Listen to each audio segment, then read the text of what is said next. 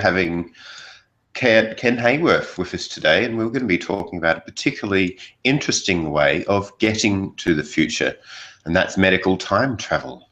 Sounds ominous, but so by way of introductions, well, there's me. I'm Adam. I'm the host, and Kenneth Hayworth, who we have here, is the president and co-founder of the Brain Preservation Foundation. Is currently a senior scientist at the Howard Hughes Medical Institute's Genalia Farm Research Campus, and he has previously run a postdoctoral research at Harvard. Kevin also co-invented the tape-to-SEM process of high-throughput volume imaging of neural circuits at the nanometer scale, and has designed and built several automated machines to implement this process. He has a PhD in how the human visual system encodes spatial relations among objects.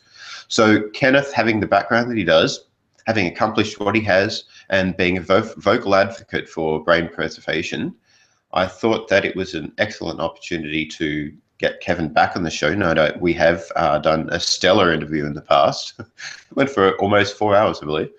So yeah, Kenneth, welcome to Science, Technology, in the Future. Thank you, Adam. Thank you. Well, it's all in the name, folks. Science, technology, and the future. Well, we talk about philosophy too. Anyway, subscribe, subscribe, subscribe. And I never actually say that, so I better start saying it because I need more subscribers. So in a nutshell, what we'll be discussing is brain preservation, why do it, what it is. We'll discuss small mammal brain preservation prize and its significance, having it just being one. The aldehyde stabilized cryopreservation process and how it differs from other cryopreservation techniques, and the future large mammal brain preservation and what might come after that. And finally, some questions submitted by Randall Kuna and Keith Wiley around mind uploading and versus biological revival, and disclosure about cryonics to the wider crowd, to groups who may find the whole thing a little bit strange, unorthodox, quirky, immoral, yucky, whatever. So many thanks, Kevin, for being on our show again. Ken. Oh, sorry. Yes, Sorry. Ken. Oh, no problem. Kenneth. Kevin, yes. Welcome. Thank you.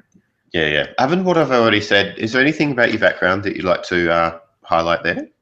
Oh, let's see. I have a wonderful wife and 2 wonderful kids. Yeah. Fantastic. So I can die happy even if all this doesn't work. Well, hopefully you've signed up to a form of cryonics that will work in the future. Well, I haven't signed up for any cryonics, and the reason why I haven't signed up for any cryonics currently is because there is nobody out there that I consider to be able to show that they're going to be doing a credible job. So just like if I had a heart attack and keeled over right now, I would be wanting to be taken to a professional hospital that has professional doctors and is regulated, and the techniques that they use have been demonstrated over and over again, at least in animal models. I wouldn't expect anything less than that for any type of brain preservation procedure, cryonics or otherwise. And to my knowledge, there is nobody out there that has demonstrated that they're doing even remotely a good job at this. So I remain to be convinced, and I hope that that what will happen from our prize being won and other research is that the larger mainstream scientific and medical community will start researching this and developing it in earnest, so that it can be rolled out in your local hospital. Mm-hmm. Right, and somewhat controversially, you used to be a member of LCOR, and I guess for the reasons, or partly the reasons that you just described, the process there wasn't evidence-based, or what was the reason why you sort of designed? Evidence-based. So for instance, I'm a big fan of cryonics in general. I think the idea of cryonics is kind of brilliant, if you will. It is a way of taking a sure failure.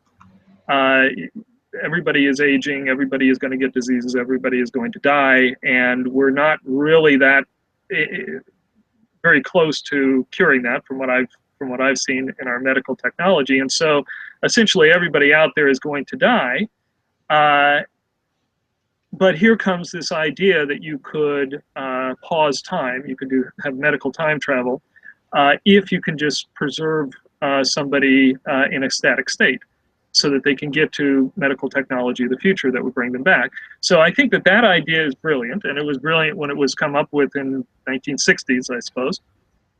But that does not mean that your cryonics companies or your cryonics methods of today or decades ago were good in any way. And so yes, I was very enthusiastic about cryonics. Yes, I signed up for what I consider to be the largest, most responsible organization in this, which was Alcor, and I pretty much immediately started asking, so how is my brain going to look? What is my brain going to look like? Give me the evidence. You know, is it going to destroy the neural circuitry of the brain? And I got, you know, some reasonably hand-wavy answers, pointing to some papers that were not talking about whole brains. We're talking about half-millimeter slices of hippocampus. I thought these were very interesting, very promising, but that's not a whole brain. Some papers that showed very low magnification electron micrograph images, again, didn't really say, you know, how the brain was going to look, and crucially, whether the synaptic connections, the connectome that encodes all of our memories and all of our personality, whether that was damaged or not. And so this was, so yes, I was an Alcor member, but if you will, the Brain Preservation Foundation and the Brain Preservation Prize that I put forward, that was kind of a challenge so that I could, to cryonics organizations, anybody out there, and scientists, to show that that cryonics does preserve the brain. Not that cryonics works, by the way. When most people out there say, oh, you know, is this shown that cryonics works? Of course, that has not been done at all, because that would require something come back to life. And we are incredibly, incredibly far away from that. And I was never under any illusion that that today's technology was anywhere close to doing that. But that's not really the idea of cryonics. The idea of cryonics is to preserve in a static form with sufficient fidelity so that, you know, 100 years from now, you could be potentially brought back with much, much more advanced technology. So the real question is, well, what level of preservation can we get to today? And so the prize was a challenge. I put forward the prize about 5 years ago. The prize was a challenge to cryonics companies and anybody else to show that they could do it. And the cryonics companies did not, cryonics organizations, I should say, did not enter into the prize, and they didn't exactly give me any additional evidence of connectome preservation of their techniques. But I was very lucky to have the best cryobiology company in the world, probably, 21st Century Medicine, to actually compete in our prize. And what they did is they applied what is probably the best vitrification technique that that companies in cryonics use, and that did not meet the criteria that we had set. Now, does that mean it destroys everything? Of course, it doesn't mean that it destroys everything. They were able to show that it doesn't have any ice formation, which is very good, but it turns out that these protocols, the particular vitrification protocol that was tested, it shrinks the brain tissue dramatically. And that shrinkage doesn't necessarily mean that there's damage, but if you look at the micrographs, it seems to be hiding a bunch of other damage that can't really be addressed because of so much shrinkage. And so I gave you a link to a set of electron micrographs on the Alcor website that kind of is their, hey, this is what we offer, this is how good we do. And I find them rather disappointing. As a neuroscientist, I show these to my neuroscience colleagues, and they look at it and like, what the heck is this? This is not the type of brain tissue that we expect, and this is not impressing us. So of course they couldn't win the prize with that. And to my knowledge, this is what Cryonics has to offer today. They have to offer highly shrunken tissue that may or may not be causing damage. We don't really know, but they can't prove that it's not. Or there's some other techniques that go back much further that have been published where the electron micrographs actually look cleaner to the eye, but there's significant ice damage. And so there's probably a few different arguments out there in Cryonics of what protocols might be good and bad. But that was really the state of Cryonics that was out there. So then, because we put forward a prize that was saying, forget about this revival stuff. That's near about impossible right now, so just forget about it. We really want to see that the brain structures that are encoding memory, that those are preserved across an entire brain. Pull out every stop that you can to get to that goal. And this is what 21st century medicine did. Researchers Robert McIntyre and Greg Fahey, they took out the big guns. Okay, they said we're going to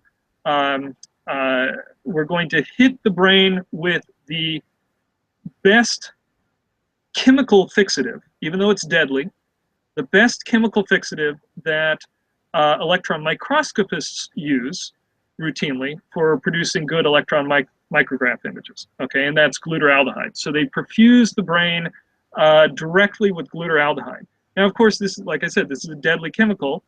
It cross-links all the proteins together. But it has the advantage that it almost instantly stops all metabolic decay, and it locks the key proteins of the neurons and in place. It also stabilizes the vascular system, the blood vessels, to allow the following steps to occur at their optimal rate. So then they glutaraldehyde perfuse the brain, which people have been doing since 1960s, okay, just for electron microscopy research. But then they said, well, gee, if we just left it in a glutaraldehyde fixed state, there would still be low levels of chemical reactions. There would still be, it's still in a liquid. There would be things that would be leaching out. Let's apply our vitrification technique to that. Perfuse it with very high level of cryoprotective agent, 65% weight per volume of a cryoprotective agent. They perfuse that through the vascular system over the course of 4 hours at room temperature. And this is great because it actually very uniformly gets into everything, replaces a large percentage of the water, and it's so highly concentrated, this cryoprotective agent, that now they can take the whole brain or the whole head and put it in a freezer unit and store it at minus 135 degrees Celsius. So it is solid, no ice formation. Time has essentially stopped for this brain. So I look at it this way. This is the like I said, they pulled out the big guns. They took the best chemical fixative, and then they immediately after that took the best cryoprotective method, which is super high concentrations of cryoprotection, so high that you're never going to get ice formation. You've essentially eliminated the possibility of ice formation. And then you store it in a solid state, not in a liquid state. So they tried that. You could imagine that this might cause serious destruction of the brain. So they had to test, well, what destruction, did it work? And so they rewarmed the brain. They removed the cryoprotective agent. They've done it either by, they've shown that it can be done by perfusing out the cryoprotective agent, or by slicing the brain up and removing the cryoprotective agent by simple diffusion. But either of those methods, you can then take that brain, slice it up, prepare slices for electron microscopy, and they showed in their paper that the electron micrographs look beautiful. They're not shrunken. They look like textbook quality electron micrographs. And once they published that, I went there, witnessed the whole procedure, took back brain samples from them that I'd known had gone through that procedure, including the storage, and ran extensive electron micrograph surveys, both 2D surveys and 3D electron microscopy on it. And they look beautiful. You can see the connectome, you can see everything.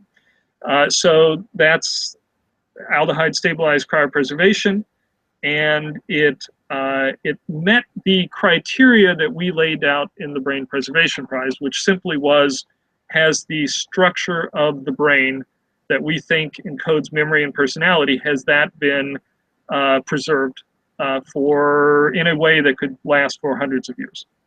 Right. Do you think, so the structure of the brain that is preserved, is that just the connectome, or is there other factors that you're talking about which have been sort of successfully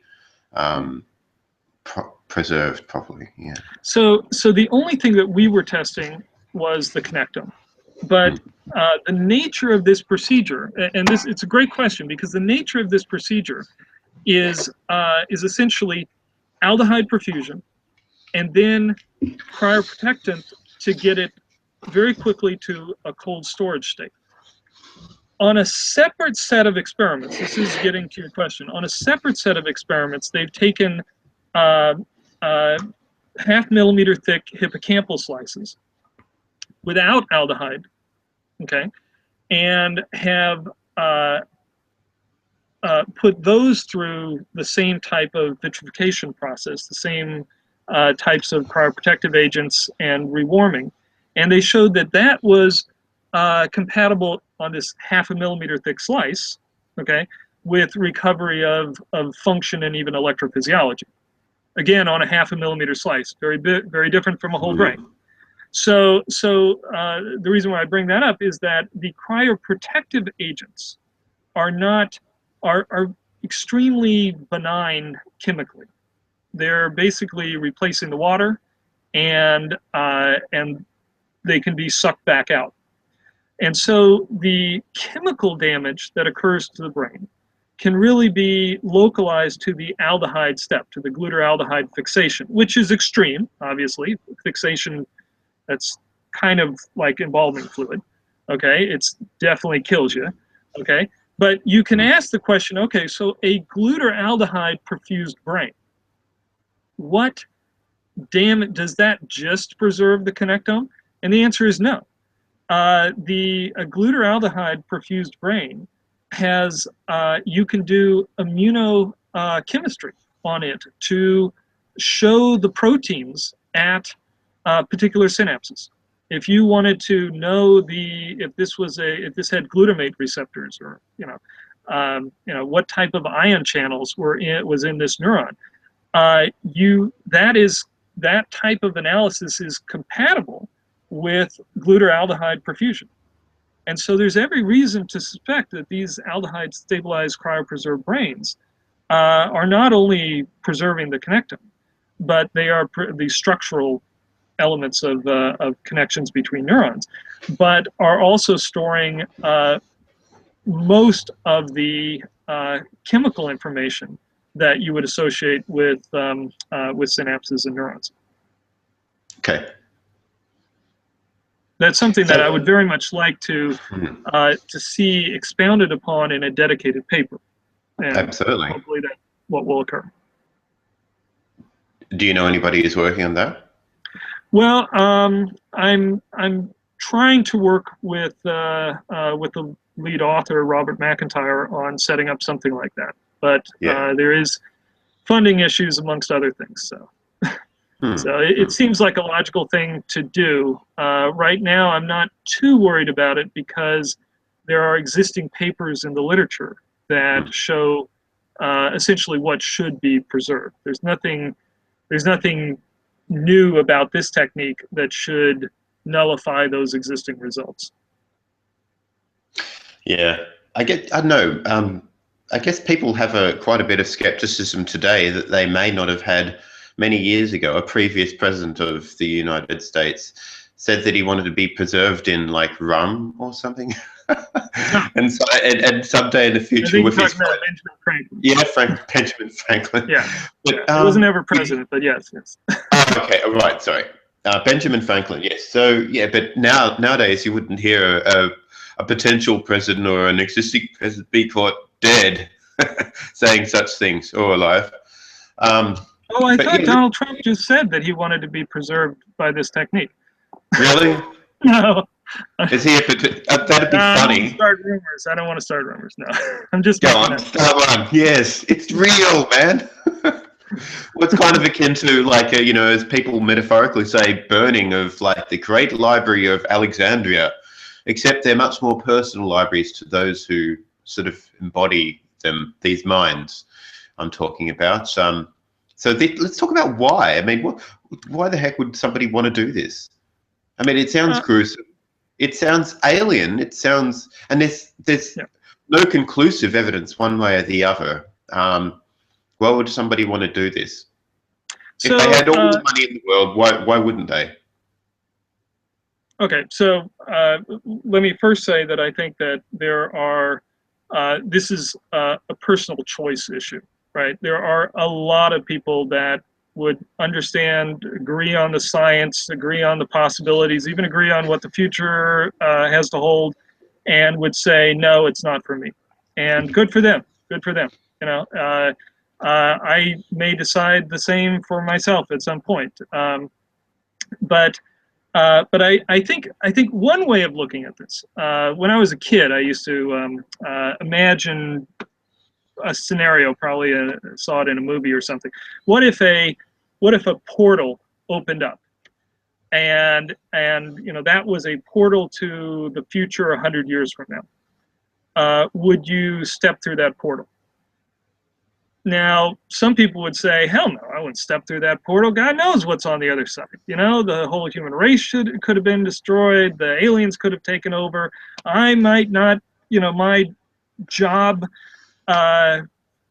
knowledge might not be appreciated fully there. Okay, that's fine. There's a lot of people that would think that. But there's a lot of people that would say, wow, this is a portal to the future 100 years from now. And they would leap through that without any question. Okay, and so this is really for those type of people, the people that really would find that in a thrilling adventure to undertake. So another way of looking at this, it is kind of amazing. You know, the most of the questions that I get on this are not detailed questions about the science. Which I find a little bit disheartening, because I feel like, you know, that's really where the interesting parts are, and it should be up to anybody else. You know, that people have different opinions on different things. So of course, you know, some people would go in for plastic surgery, some people would not go in for plastic surgery. You know, it should be, social issues like that should be considered kind of the next step. But you know, these are the types of issues that I get, and you know, one thing that I find amazing is that there seems to be a lot of people that go right for the argument that human life is not worth it. It's like, why would we want to have people live longer? And there's an, and the, the debater in me feels like, yeah, you could make an argument for that. You could make an argument for that. Why should people want to live longer? But you have to understand that if you're going to make that argument, and you're going to say that, that we shouldn't expend very much at all to help people live longer, then at the very minimum, anybody that's over, let's say, 65 should be not admitted into a hospital anymore, because it's just not worth it. We shouldn't have any medical development of technologies that would help anybody over 65, of course, because they're already over 65. That was our cutoff. So if there might be a logical argument that that extending life by this method is not worth it, but that would cut back on what people consider today to be just the bare minimum ethical standard for medical research and treatment. Yes, and I think there's quite a heavy amount of spending when it comes to going into hospitals is spent in the later portion of one's life. People, from what I hear, a lot of people spend most of their medical bills in the last couple of years of their life. Yeah, and speaking of that, so I'm speaking only for myself here, and maybe my young kids, that I would, when I imagine myself getting to, I don't know, 80 years old, and being presented with, let's say, 2 years of utter suffering while my mind is eaten away by Alzheimer's, and at the same time taking up the majority of my family's bank account, and probably a lot of society's resources as well. Okay, if I imagine that, I would like to think that I would look at that prospect and say, this doesn't make any sense. This doesn't make any sense to me. It's extra suffering for me. It doesn't make any sense to my family or my loved ones. It doesn't make any sense to society. Gee, I wish there was another option. Right now, the only option is suicide. But I think a lot of people, at least me, would prefer a third option that says, give me a good preservation technique, one that has been demonstrated on animals, one that is reliably performed, one that's inexpensive, which this definitely has the ability to be, and put me in storage until society has worked out all of the problems, including the ones that say, hey, is it worth bringing me back? And I would feel much better about my contributions to society, knowing that the last 2 years of my life were not, utilizing more resources than I ever put into society in the first place. Definitely. Now, again, that's controversial. I don't expect, I expect many people to vehemently disagree with that, and that's perfectly fine. I'm only talking for how I would feel about that situation. But I feel that there are quite a number of people, not anywhere near a majority, but a significant percentage that would also make that type of call, and they would want to make that kind of call. They'd want the freedom to make that kind of call, and they would not like the options that we have today, which is basically saying, well, gee, if you are like that, you still have to wait until you're dead. Sorry. Oh, your brain is being eaten away by brain cancer or Alzheimer's disease. Well, there's an option for you too. You can starve yourself to death. There you go. You can starve yourself to death. Then you can die. Then you can wait around until your body is declared legally dead, okay, which may be an hour, 2 hours, who knows, okay, because until that, legally, nobody can touch you. Then a unaccountable organization of, fringe scientists, a cryonics organization, will drive in the back door and work on their procedure that we're not really sure if it works or not, but it will be way after you've been declared dead, and that's your option. That is not a good option. We want people like me would want an option that is more like, I'm talking to my doctor, and the doctor is saying, gee, we can, here's your condition. We can either go to another round of chemotherapy, but you know that the last one didn't work out that great, and this one has a percentage chance of, I don't know, 10%. Or we can schedule your brain preservation on Tuesday. It's your call. That's the kind of world that I want to live in. I want to live in the world where a professional medical doctor is giving me my options. Some of the options are drastic medical treatments as best as they can do to keep me alive. And some of the other options are the best brain preservation technique that we can offer today. And like, as you were saying before, we need more evidence-based preservation techniques to usher in that sort of environment where people are given the option to suspend, in a sense, with a fair degree of likelihood that they'll be revived at some stage. But I have to, I don't want to be all down on the cryonics companies. The cryonics companies have been the medical and scientific community dropped the ball. They dropped the ball on this decades ago, and they haven't picked it up since. And it is a travesty that that the medical and scientific community, which should be driven only by ration, logic, ethics, you name it, that they have essentially said this subset of the population that would like a chance of living to see the future, screw you guys, because it's not good for our career. That is essentially what the medical and scientific community said. So if anything comes from this research, this prize, this was not just a challenge to the cryonics companies, which essentially could not live up to that challenge. It was also a challenge to the medical and scientific community, and two groups came forward and rose to that challenge.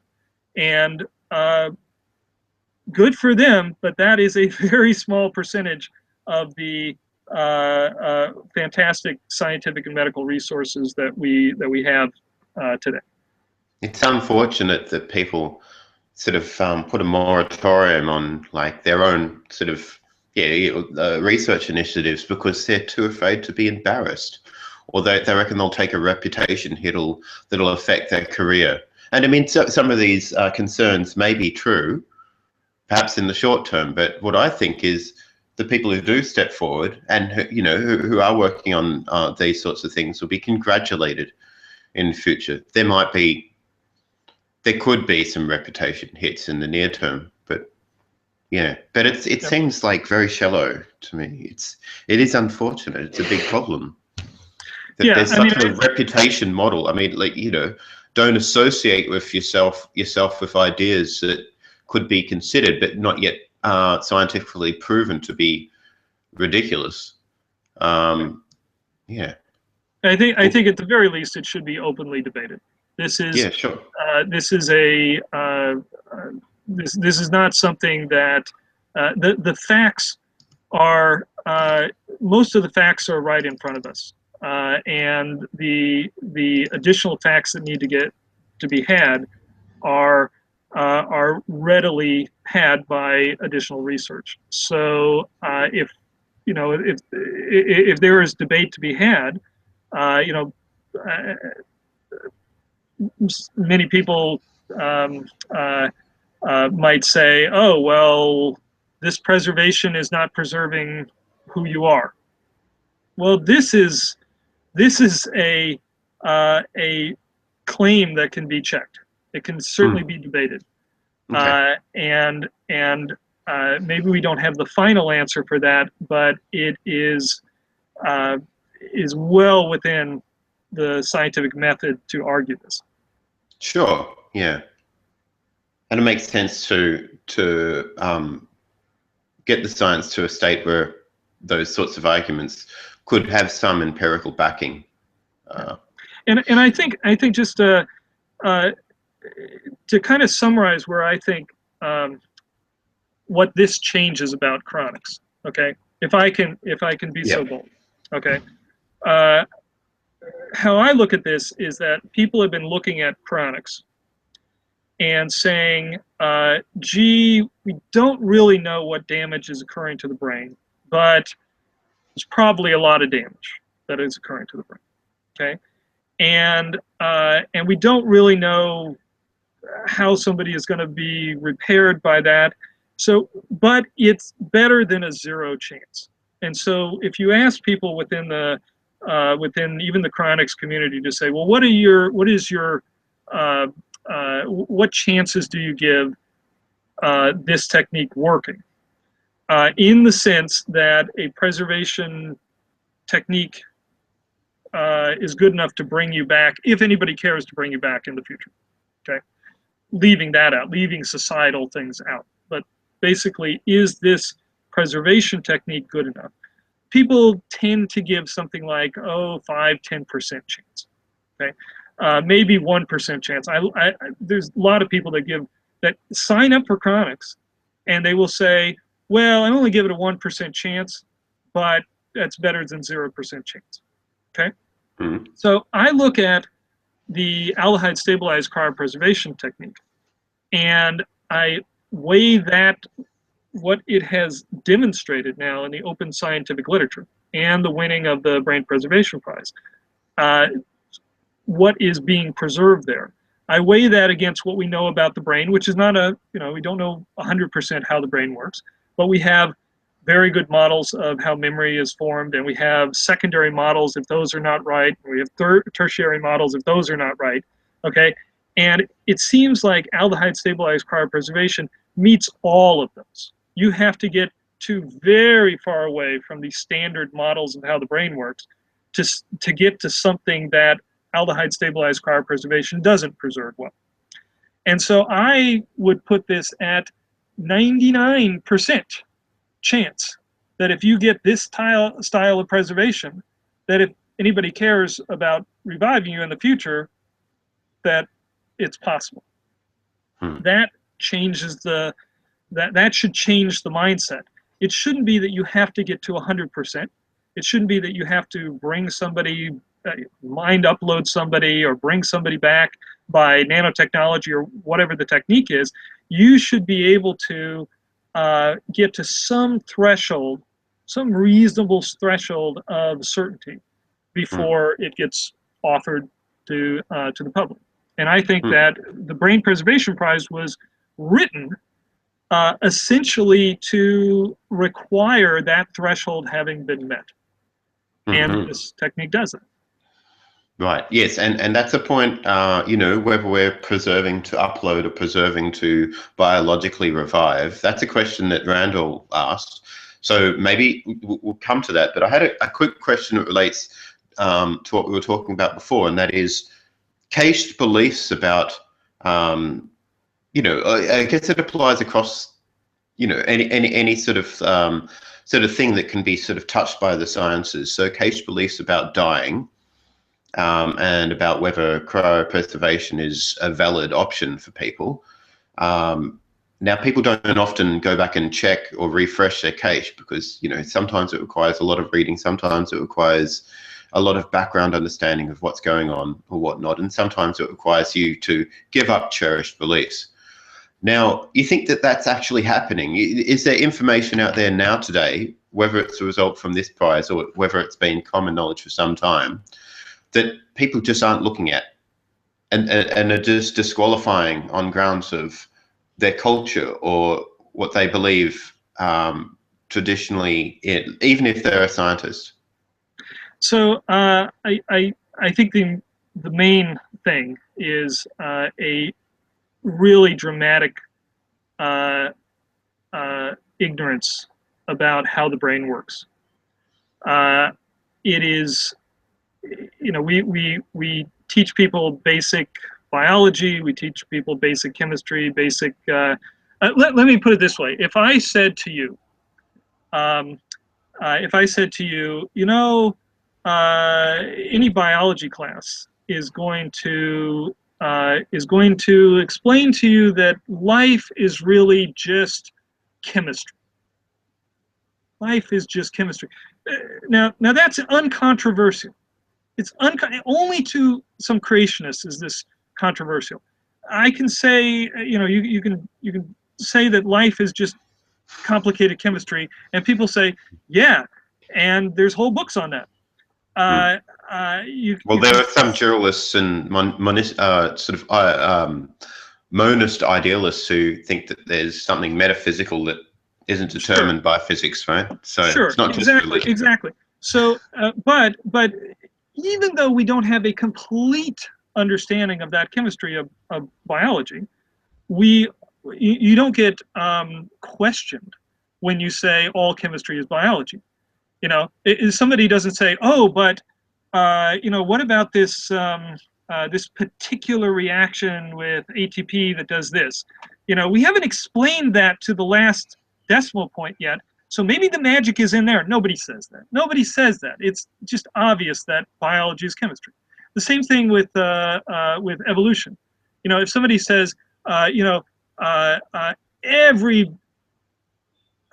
scientific literate person now completely accepts that that the reason why we have species is by natural selection, evolution by natural selection. Okay, and yes, there's a few creationists that might say, gee, what about that one transitional fossil that you haven't found? Scientists just say, yeah, we're still looking for it, you know, but, you know, you're really just pointing to stuff that, you know, we are, you know, you're pointing to stuff that we already know, okay? Now, when it comes to the brain, the most basic thing that I am saying about the brain with this mind uploading and brain preservation is, shock of shocks, the brain is computational. That's all that the brain does. Consciousness is computation in the brain.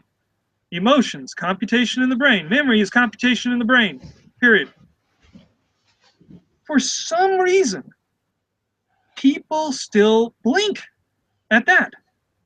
There is no neuroscience. You know, I've read a lot of neuroscience books and a lot of neuroscience papers, and I cannot think of one that even began to consider the hypothesis that something did not have a computational explanation that the brain did.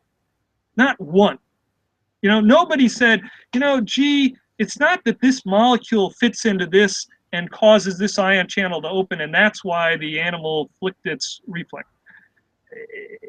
You know, they never said, oh, but it's not just, it's beyond that cause and effect. There's some magic that comes in. Nobody is saying this, and yet, the minute that I say, well, gee, the you know, a brain, if you were to image it to its full extent, and then simulate it in a computer, would be conscious and behaving and intelligent and emotions and all this other stuff, then people start to say, is that really what neuroscience says? That it's computational? Isn't that, you know, has anybody ever shown that it's computational? My God, the entire field is based on the idea that it's computational. There's no wiggle room. Saying that it's not computational is saying like biology is not chemistry. And people should just realize how obtuse they're being when they're bringing up that argument. Mm-hmm. Sorry, I got emotional there. Nah, that's cool, man. It's all right. It is brain chemistry. I mean, people still talk about raw fields and all that sort of stuff, and you'll never be able to sort of describe, you know, subjective experience through neuroscience. This is philosopher speak. I don't think it really. A lot of philosophers aren't actually saying it's not down to neuroscience. Some of them are. Yeah, I'm quite sure that some of them are. So if they're the last ones to do cryopreservation, maybe they're a dying breed. Who knows? So, well, let's talk about this. Let's go into the details of like what the small mammal prize was for the brain preservation prize. Why?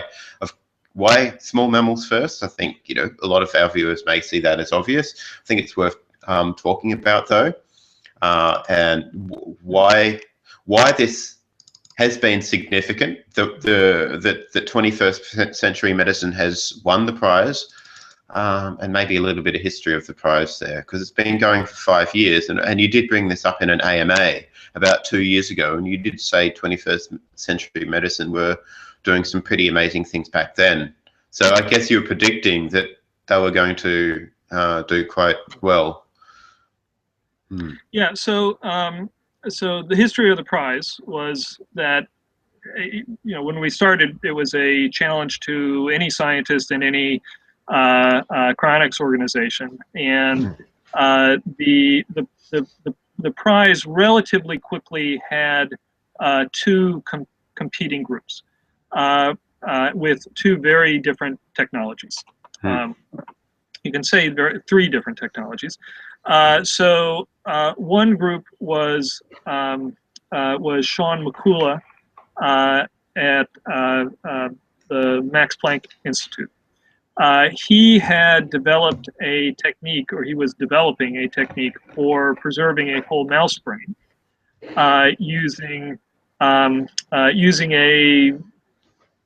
a modification of the standard chemical methods that are used for, and plastic embedding that are used for electron microscopy. Now he was doing that anyway because he was trying to his goal, and he's quite far along on now, is to image an entire mouse brain with an electron microscope and actually get all the connections. Okay, it's a humongous goal, very difficult, and the first part of that was basically, well, we have to at least prepare the brain in plastic so that it can be sliced and imaged. Right. So he entered the prize because he thought, this is a slam dunk. I can do this, no problem. 21st Century Medicine, they had been doing essentially a straight cryopreservation technique on kidneys, rabbit kidneys, trying to develop a technique that could, where you could store a kidney and then bring it back to life. It was the full-on cryonics that everybody dreams about, and very difficult. And so they said, well, gee, your prize requirements aren't even saying that we have to bring it back to life. We should be able to handle this too. We're using a technique that's relatively similar to what they do in some of the cryonics organizations. We'll enter the prize. It'll be a slam dunk. So I had these two groups that basically thought, oh, we're going to win this prize, no problem. And they also thought that each other had no chance of winning the prize. It was awesome.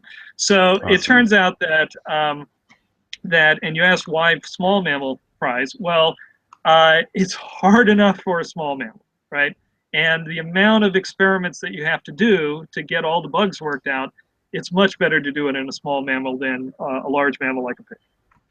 And so that's why breaking it into a small mammal phase and a large mammal phase.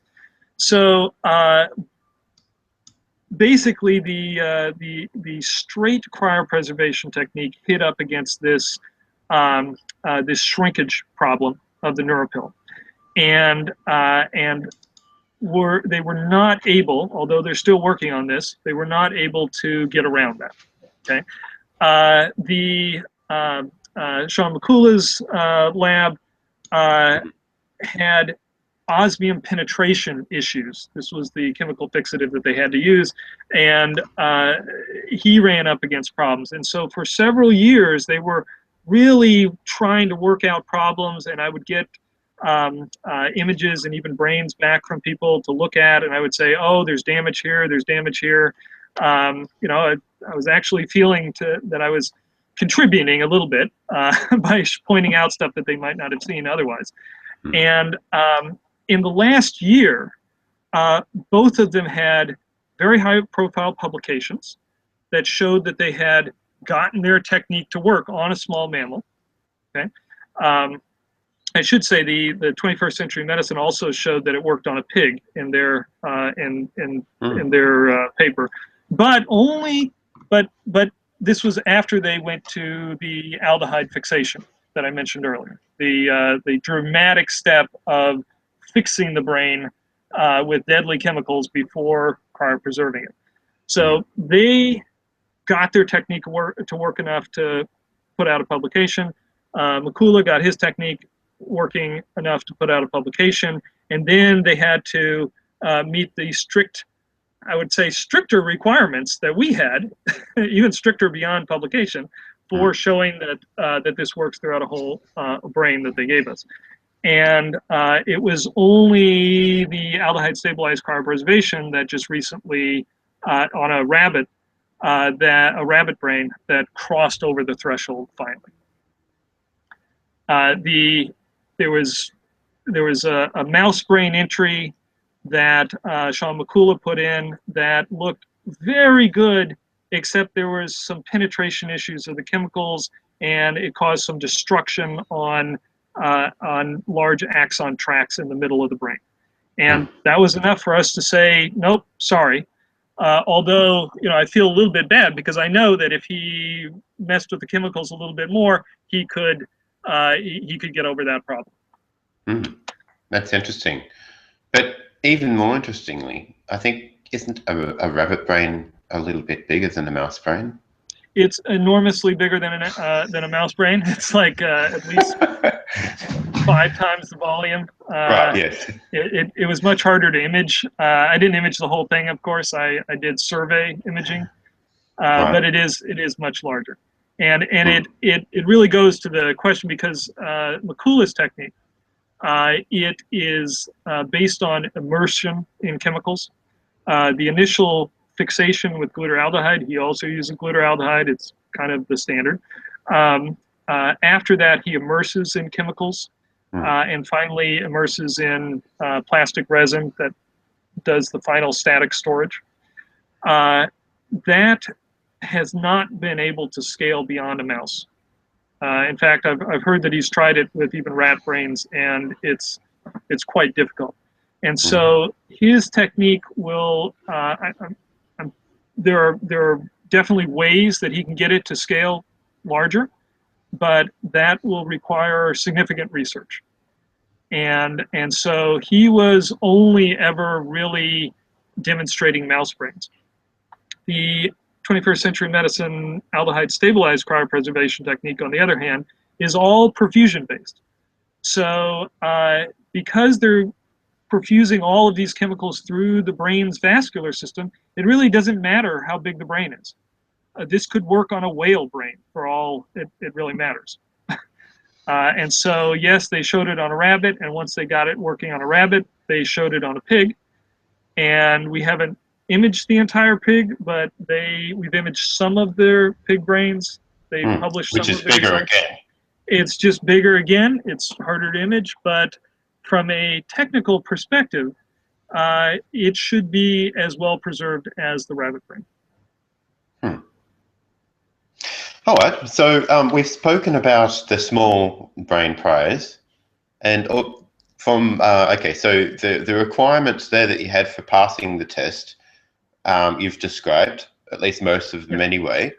What's the difference? Yes, it was survey, so a brain had to be, we had to see a brain and know that it was put through storage that would allow it to stay in storage for greater than 100 years. This is why you can't just dump something in glutaraldehyde or something, right? Okay. It had to stay in storage for, it had to be shown to be able to stay in storage for greater than 100 years. And without actually waiting 100 years to do that. Without actually waiting 100 years. So the reason why this aldehyde stabilized cryopreservation has met that requirement is that they store it in a solid state at minus 135 degrees Celsius. Any chemist will say that is not changing. That could last for thousands of years as long as nobody pulls the plug. And because it's fixed in aldehyde, even if you pull the plug and let it warm up for a few weeks and then bring it back down again, which they've tried, it doesn't really hurt it because it's stabilized. And it can be cycled up and down if it really is. I mean, like I said, they brought out the big guns for this. This is not just cryonics where it's just, if you rewarm it a little bit, it's destroyed. this is aldehyde fixed with strong covalent cross-linking of the proteins, and then vitrified solid. And so it is very, very well preserved. Excellent. Yes, it sounds convincing to somebody who doesn't know very much about the science of cryonics. I still find it's, yeah, pretty good direction to try and work out, you know, what the test should be for starting with the small brain, yes. But what is the difference between the test that the Brain Preservation Foundation prize for the small brain and the larger brain, the larger mammalian brain? Is there any extra requirements that you have there that would, that would make it a lot more difficult? What's the difference between these two prizes? Yeah, so I mean, besides just one could be small and one had to be at least as big as a pig.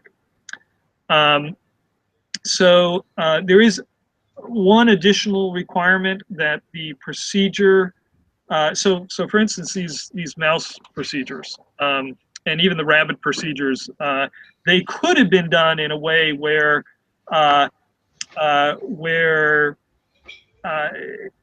in a laboratory setting, it's often the case that that you use several animals to get one. I've seen this happen at least, where where the technique that you use is not going to work every time. You don't really you don't make sure that the washout was done correctly, and all these other additional steps that you would have to do if this really was a patient, right? And so in the small mammal phase of the prize, basically our requirements were get this to work in a laboratory setting, but you don't have to have it be of the type that would work in a medical setting. For the large mammal phase, there was a requirement that it should at least be robust enough that that it could pretty directly be applied after that it could be developed into a human medical procedure. So I wanted there to be a kind of a clear transition between those two that was in the protocol. It turns out that the 21st Century Medicine team, because their day-to-day basis is actually organ transplants, that they have a surgical procedure that actually does work for trying to have the animal survive. And so they go that extra step to oxygenate the animal, to basically treat it like it was a surgical procedure. And up until the point where they shoot it full of this deadly chemical, it is a procedure that you could see being done in a hospital. And so they've already met that requirement for the prize. So there isn't really that big of a difference between the small mammal phase and the large mammal phase. For this perspective, we just have to do the imaging and make sure that that pig brain looks as good as the rabbit brain. Right. So, from what it looks like, they may have already, have the procedure in place to win the next prize. That's right, and they've already sent us the. I went to their facilities and collected samples from a pig brain. So it is. And it is in their publication, which was a requirement for the prize, that anything that wins the prize has to be published in a peer-reviewed scientific journal. Right. And so they've already met that requirement as well. Wow. Okay, cool. Well, this aldehyde stabilized cryopreservation, so using a deadly chemical fixation to stabilize the brain. Now, do you think people, that'll actually be used in the future to actually cryopreserve patients, or do you think there needs to be another chemical which is not deadly, which does the same thing? Is it logically possible that we can create a chemical, or one that exists, such that this deadly fixation chemical could be replaced with something that's not so deadly? Well, I'm not going to say that it's not logically possible, but it's highly unlikely. I mean, the way I look at it is, people have to be realistic with this. If somebody invented a pill that cured all aging and disease, that would be fantastic. We wouldn't be talking about this at all. Okay. If somebody succeeded in real chronic revival, where they took a dog and they perfused it full of whatever, brought it down to very cold temperatures, stored it, brought it back, and it walked off the table, we wouldn't be talking about this altogether. The fact is, those are really, really, really, really hard. Nobody is close to getting to it. And so we're stuck right now with deadly fixatives to preserve the brain. And that kind of locks you into a situation where you're not going to easily bring somebody back. It's going to be, it might be 100 years before people have the revival technology to bring somebody back by this technique. We can speculate about, gee, wouldn't it be better if they replace this with a magic chemical that can be undone? If they could do that, then that would be regular chronics. Yes, that would be fantastic. But what is the likelihood of that occurring anytime soon? And if we wait for that, we're talking about millions of people that will die without, needlessly, basically. And so Sure. I look at this from a very practical perspective. And I fully realize that, a lot of people, they hear deadly chemical being perfused, and that is the end of the story. You guys are nuts. That is not medicine as I know it. You're talking about bringing somebody back by uploading their minds 100 years from now. That is nuts. Okay, that's fine. But that's not really an argument. That's basically a gut instinct that is saying, I'm going to dismiss the idea that we will have progressed in scientific technology 100 years from now. That's basically what they're saying. Okay, so that makes sense. Now, is there any particular, I don't know whether you've thought deeply about this, of course you would have, but whether you have any possible avenues for non-deadly fixation agents that you can see possibly in 50 or 60 years or even longer being available, or do you just think what we have today is it? At least for the next 50 years. Yeah. So I haven't thought very deeply about that, but I think the thing that I would like to convey is that if you think about it from a revival point of view, it really is, this is a deadly chemical that locks proteins together, glutaraldehyde. But if you think about it from how I'm thinking about it from a structural point of view, this is almost like a magical nanotechnology bullet that we've created, because it goes in and it covalently cross-links just a few of the amino acid types of the proteins. It locks them in place without destroying the actual tertiary structure of the proteins to a large extent. And so it is so rapid. The fixation is so rapid. The stopping of internal decay is so rapid that it really is.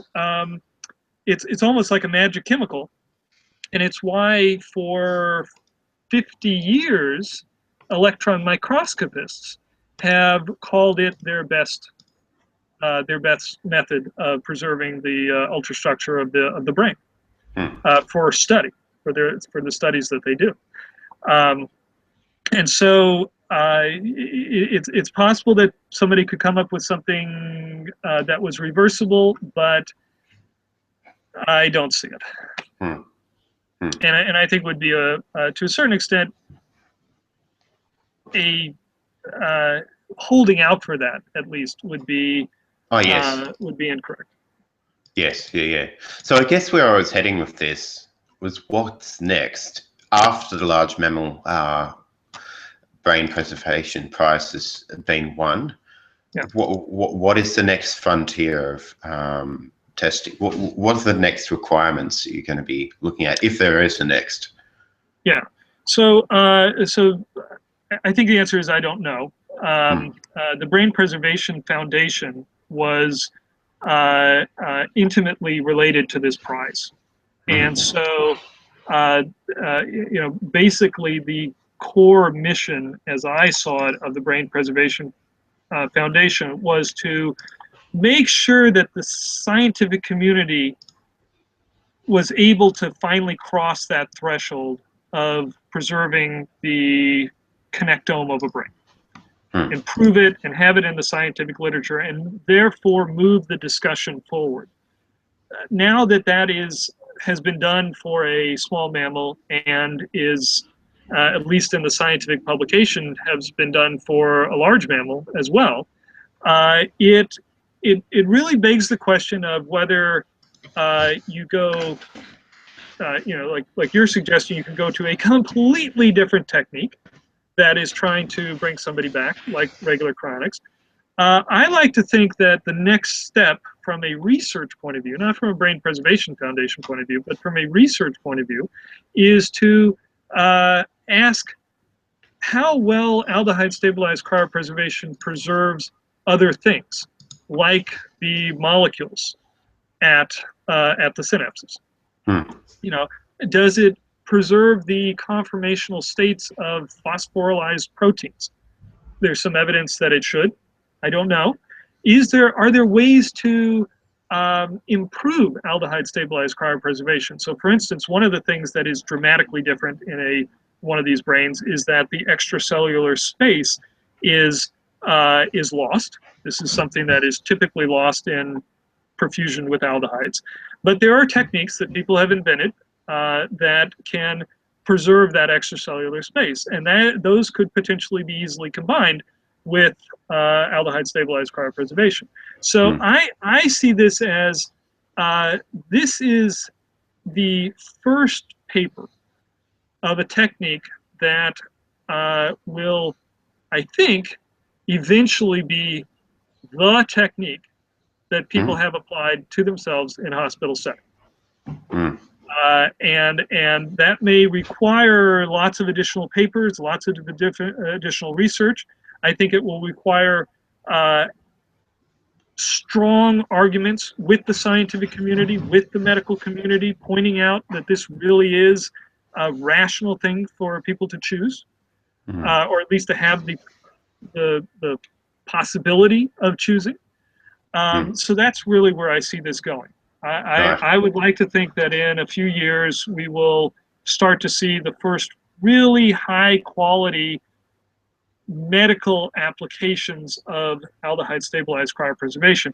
And I would hope that it would not be by unaccountable fringe organizations, which will also probably start applying this, but who knows what you're getting. Okay, and like I said at the beginning, if they were offering heart surgery, I wouldn't want to get a heart surgery from them. So if they're offering aldehyde-stabilized cryopreservation, I wouldn't want to get it from them anyway, even if I believe the paper. That doesn't mean I believe that somebody should willy-nilly apply this to a dead body after it's been dead for a while, which is essentially what this would do, and without any type of accountability or controls or checks or regulations. So I think the Brain Preservation Foundation is really going to try to help this technique blossom into additional research within the medical and scientific community. That's how I see it. Right. Fantastic. Well, it's really great what you guys are doing. I've got a couple of questions. Randall, now we touched a little bit on this, and he asked specifically, I would like to know what Ken would advise those who are most interested in mind uploading rather than cryonic revival. Should we wait until aldehyde-stabilized technique is commercially available, or sign up to another organization like Alcor? So I actually, so I've been on record now. I just posted a blog post on this. I think there's a different way of looking at this. These organizations that are out there, if they let me give you an analogy. Oops, did I lose you? No, I'm here. Okay, so let me give you an analogy. Let's say I'm a cancer researcher, and I have spent the last 10 years developing a cancer drug that has some promise in mice. Okay, and I'm really enthusiastic about it.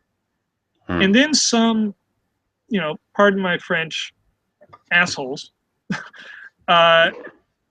break into my lab, or maybe they don't even break into the lab, and they take they take the chemicals in in my published paper that somehow worked on mice that I'm claiming, and start offering that for money to cancer patients.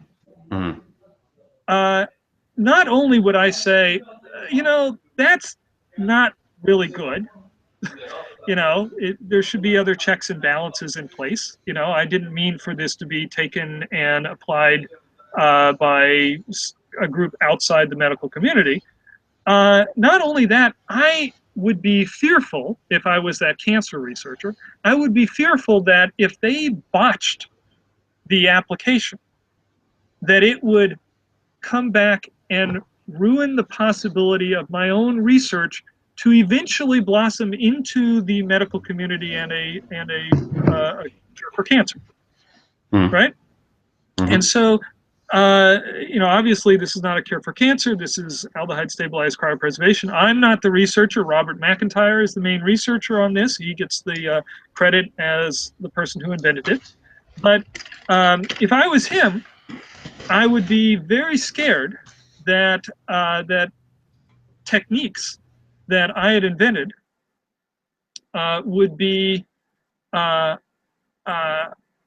applied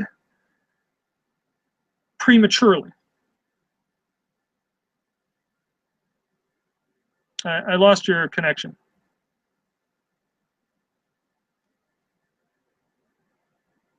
Can you still hear me, Adam?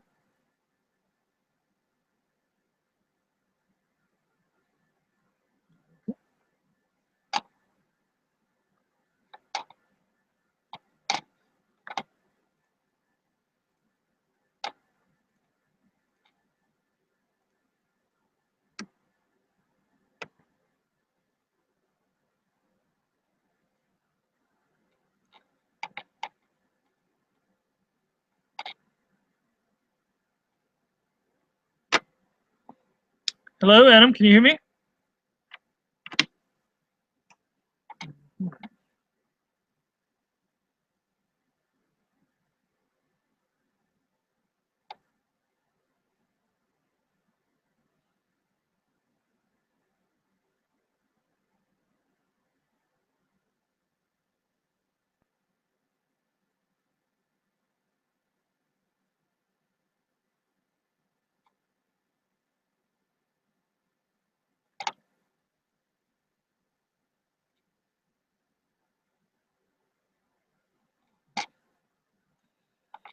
What is that?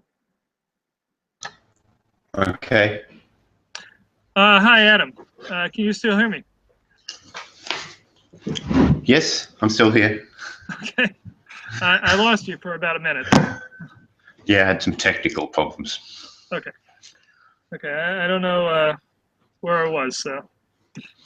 Okay, so yes, I think we're talking about.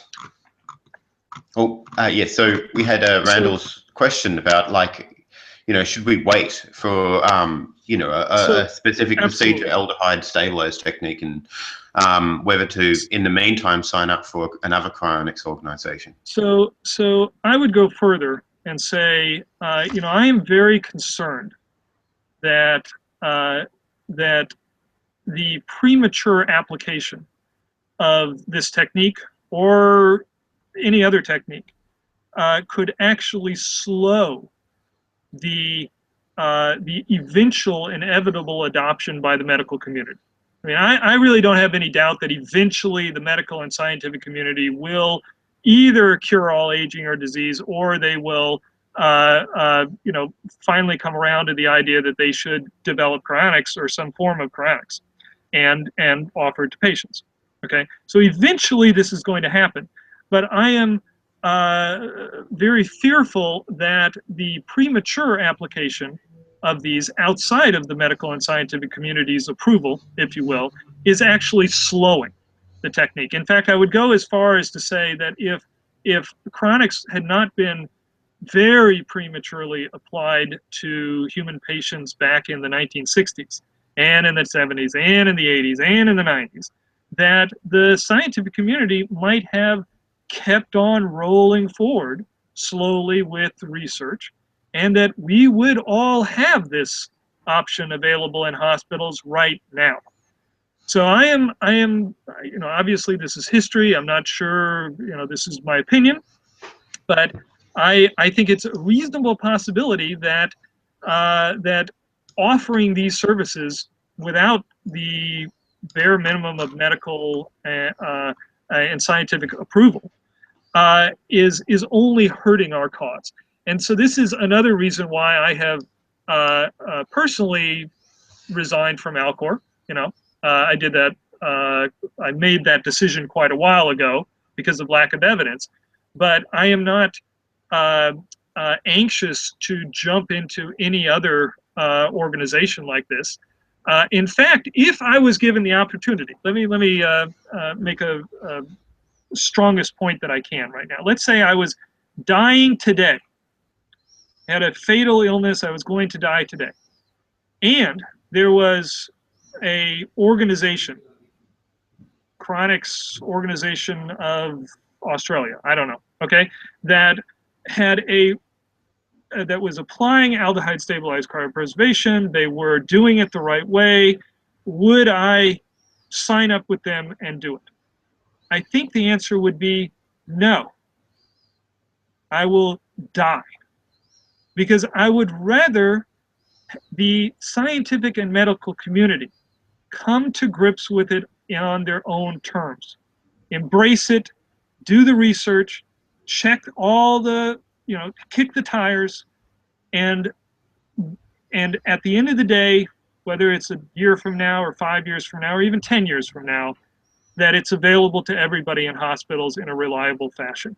I would much rather that occur, even if I die or if my loved ones die or if friends of mine die, if our deaths are a very small price to pay for the millions that could eventually be saved by a technique if the medical and scientific community actually adopt it.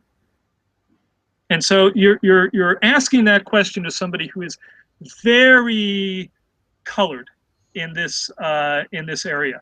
If Randall is saying, "Gee, I'm going to die tomorrow. What should I do? This or this?" I'm saying, doesn't matter. Your life is not that important compared to what this is. This is like a cancer patient. Imagine if you were the cancer patient that had just read this article and said, "Wow, it worked on mice, and I'm dying tomorrow. Break into that lab, shoot me up with it." That cancer patient should give at least a little bit of thought to saying, "Gee, if it doesn't work and I die horribly and I'm all over the newspapers, that might torpedo very promising line of research. Maybe it's better for me not to get it, even if there is a reasonable possibility that it could help me." Because the greater social good is what's important. So you don't think there's any chance that, like, a private organisation, Cryonics outfit, would be able to apply these techniques thoroughly enough, or you just don't think they're accountable? I think there's certainly a possibility that they could. You could get a organization to do heart surgery, absolutely, but it's not a given. The organizations that I've seen don't give me any reason to believe that they would apply it properly. I could be wrong about that, but I think that really, to a certain extent, is a side point. What really is important is to get the medical and scientific community on board so that and one of the key things is so that this requirement for a legal determination of death is done away with. You know, because clearly this, even if the technique works perfectly well on a laboratory animal under ideal surgical procedures where the animal is alive until they get perfused, that doesn't say how well it will work on a diseased animal, one that has undergone cardiac arrest and is ischemic for a few minutes. It doesn't say any of these things. So really the best way for this to happen would be for the scientific and medical community to adopt it. We have a chance for this to happen. Now, almost without exception, everybody that I've talked to in the cryonics community says, never gonna happen. The scientists don't believe in it. The medical community doesn't believe in it. You know, we don't trust them, basically. What they're saying is that the scientific and medical community cannot go beyond their paradigms. I don't think that's true. Okay, I have nothing but the greatest respect for the scientific community. The scientific community, it applies its methods, it figures out what is true and what is not true, and it may take a little bit of time, but they should be given the opportunity to debate this, to absorb it, and to move and a chance to move forward with it. Right. And so I would like to see, although I obviously this is not going to happen, but I would like to see a moratorium on the use of this technique, potentially other techniques, to give a chance for the scientific community, to give a chance for this to have to spark a debate within the scientific and medical community. To say, look, is it right for us to not have researched this? Is it right for us to force people to starve themselves to death in order to undergo these procedures? Does it make sense that that structural brain preservation should be viewed as a potential life-saving method? Maybe it doesn't make any sense. Maybe, you know, maybe there is magic in the brain. You know, let's have that debate. Let's open up that debate. And I think that the larger scientific community, if allowed to have that debate, will almost by definition come to the right conclusion. They haven't been allowed. They need a to shock have to the debate. system. Okay, so they need to be given they need to be shocked into starting to think about this seriously. There needs to be. They've almost gotten shocked. Oh yeah, right. Okay, so in a sense, the existing establishment. I'm not sure if you're a Kuhnian or the other people in the futurist community who believe that the independent cryonics outfits are more forward thinking, is if there's some sort of stagnation until there's a big paradigm shift, a Kuhnian paradigm shift that's going on in the wider scientific community. Will they then trust the scientific community? And they can't see any evidence that the scientific community are doing this. So what you're trying to do is give the scientific community an opportunity then to show some interest in this and to show that they can make progress. That's right. I mean, if you look at what has been done right now, I mean, this is what has been done right now in terms of aldehyde stabilized cryopreservation is exactly the same thing that would have been done for a new cancer drug. There was a scientific paper. It was shown to work on laboratory animals in a controlled setting. Okay, it's out there in the open scientific press. People can debate it. Nothing has occurred that is out of the norm right now. It should be developed further. That's what any cancer drug would be, right? So the minute that somebody comes in and starts offering this for money to to some individual or some family member that that is brought in a hearse, okay? I mean, literally, these things happen in fringe groups, that people will drag their loved ones out of morgues. I'm not talking about Alcor, I'm talking about other organizations. drag their loved ones out of morgues and say, gee, can you apply some whatever technique to this because it gives me a good feeling. That can, in my mind, that will only cause backlash. It will only shut down a potential dialogue that we are just beginning to start to happen with the larger scientific community. And this is what happened in cryonics. The minute that somebody, you know, we had, I mean, think back at 2001: A Space Odyssey. Okay, you know, that was what people thought about the future in the 1967 or whenever when that movie came out. They were thinking, gee, the science of cryobiology is so fascinating that eventually we will be able to perfect cryonic suspension. That's what the young cryobiologists were thinking of probably when they were getting into the field. They were looking at, you know, that as a long-term possibility. Then somebody comes in, they do a botched job of cryonics and produce people that have, you know, ice crystals ripped up their brain, and continue to apply that to human beings. And all of a sudden, all the cryobiologists either have to say, is that a good thing or is it a bad thing? You know, the press doesn't give them any wiggle room. Is it a good thing or a bad thing?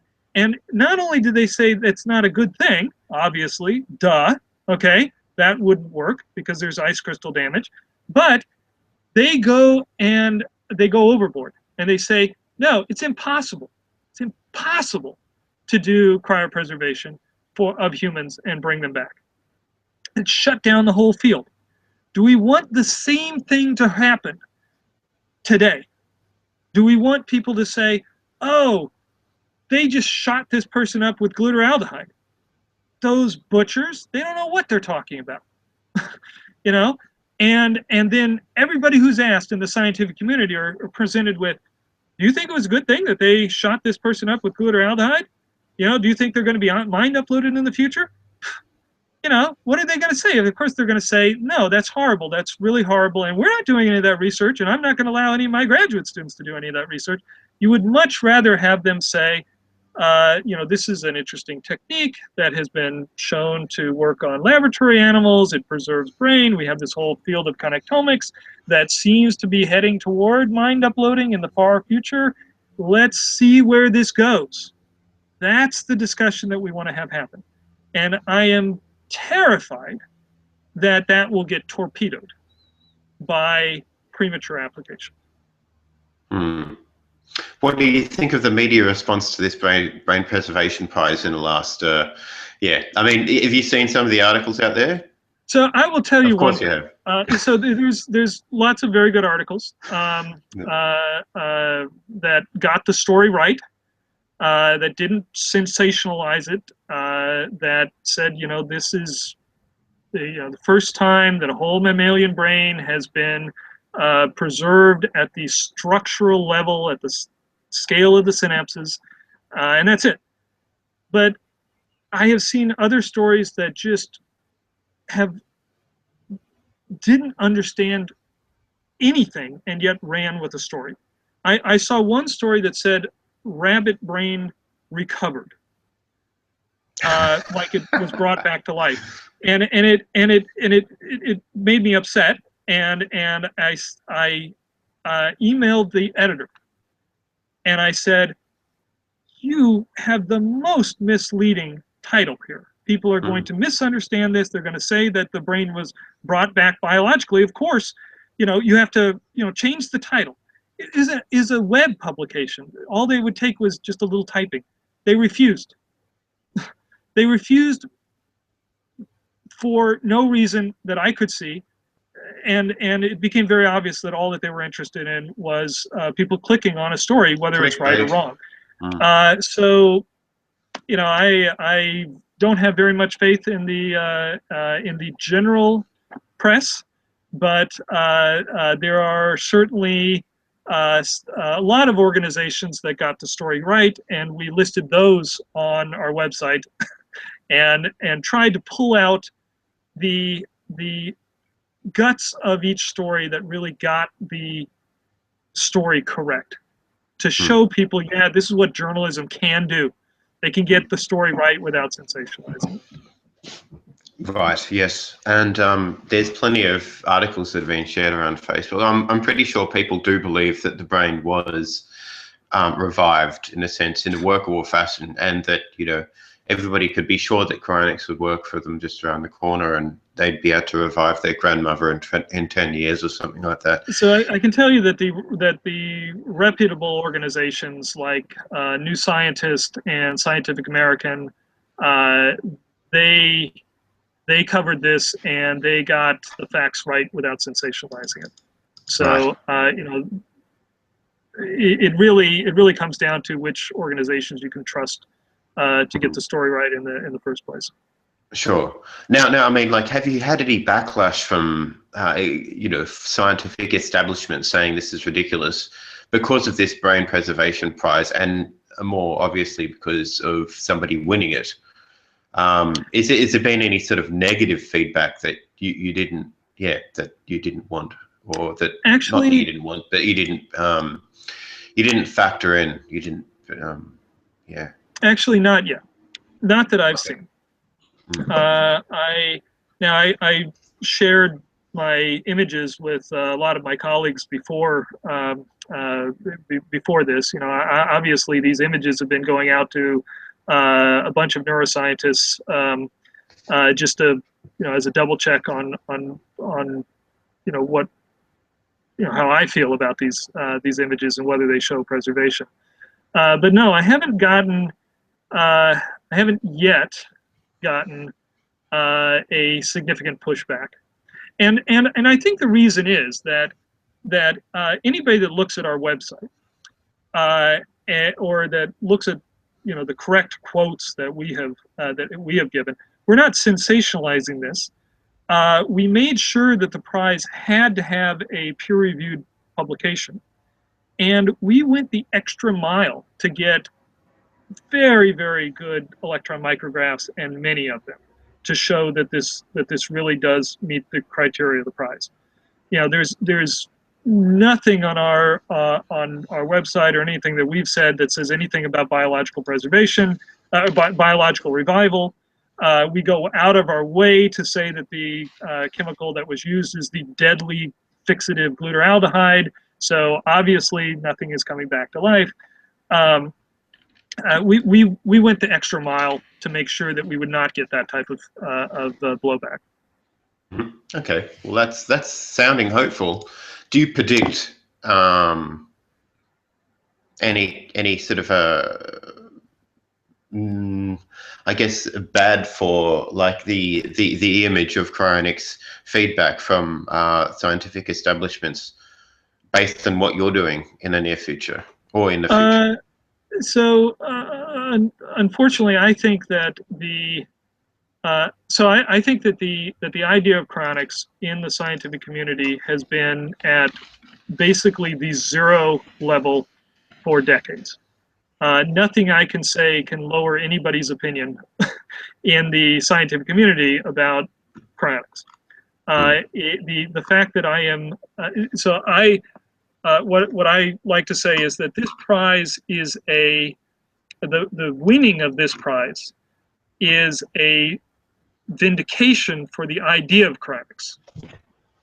It's not a vindication for cryonics organizations, and it's certainly not a vindication for what has been applied to humans so far. But it's a vindication for the idea of cryonics, because a lot of people have said that it's just impossible to preserve a brain, the parts of the structures in the brain that encode memory. You know, there's a famous, infamous article by Michael Shermer in Scientific American many years ago, over 10 years ago, that said that described cryonics preservation of a brain as like putting strawberries in a freezer and then taking them out and they're mush.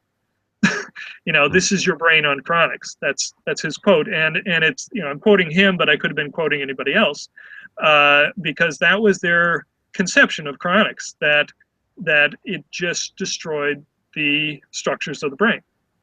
having a open scientific publication that shows that a glutaraldehyde perfused brain can be cryonically preserved and rewarmed, and the structures are still there, I think that that is somewhat of a vindication for the idea of cryonics. But it's as good as we can do right now. It's not bringing a rabbit back to life. Right, sure. It'd be interesting to see whether Michael Shermer has so Michael made Shermer, any comments recently. he has. He wrote the Scientific American. He came with me. So he is, okay, so let me back up. Yep. So Michael Shermer is a very bright guy. I've interviewed him before, nothing by gets the way. past him. Okay. Yeah. And that is what, and he was a vocal critic of cryonics. Sure. So I reached out to him at the beginning of this prize and said, would you consider being on the board of advisors of the Brain Preservation Foundation? Okay. And I described the prize to him and described what we were doing and say, this is skeptical stuff. If I see bad stuff that Cryonics is doing, I'm going to put it out there. And to his credit, he said, yes, I will be on your board of advisors as a devil's advocate. He will, point out when I am seeing things wrong or might be hoodwinked, for example. Right. So he has been on our board of advisors, but more importantly, he was actually located in Los Angeles. 21st Century Medicine is located in Los Angeles. When I was going out there to witness this very rabbit that won the prize, being cryopreserved, I reached out to him and said, can you come and witness this with me? Like a good old-fashioned, James Randi type of a skeptic move. And he came and both of us witnessed this rabbit being cryopreserved. And this is what he wrote about in the recent Scientific American that's out right now, this month, in his skeptic article. This is not a, he's certainly not lending his credibility to any of this. He is still very skeptical of mind uploading. He's skeptical, certainly, of the cryonics as a whole. But he has, like a good, open-minded scientific skeptic, he saw that there was enough here that it wasn't a waste of his time to check into the details and see what the real facts were. And so I looked to him and my other scientific colleagues in neuroscience that have started to look at something that they would never have looked at before, that they would have spoken out about before, and look at the details. So I think that this is showing, this is demonstrating that that there is an opening for the skeptical and scientific and medical community to loop back and reevaluate cryonics and the whole idea of cryonics in general. Yeah, well, I've just Googled and saw a few quotes of a few tweets of his saying, big announcement, brain preservation prize are coming next week, yada yada, you should try to win this. Yeah, so that's good news and surprising because I didn't even hear about that. Him being a vocal advocate. Obviously, I didn't do deep enough research before I did this interview. Sorry about that. Yeah. But yeah, that's fantastic. I mean, like when I interviewed him back in 2012, I was interviewing him about life extension and like the possibility of AI, and he seemed quite open to the ideas. Of course, he was very skeptical about where we're at today, where we have solid evidence to be able to make such extraordinary claims. But, he said, by all means, race on ahead, do the research, try things. And, if it works out, then he'll be extremely pleased. So, yeah, it's great to hear him sort of. Yeah, it's not surprising. Yeah, it's not too surprising, but it's also, yeah, that's right. Yeah. Some people will just, turn to their cage beliefs and say, oh, it's always been a bit of a, associated with snake oil, and it always will be. And I guess that's the type of mindset we want to break.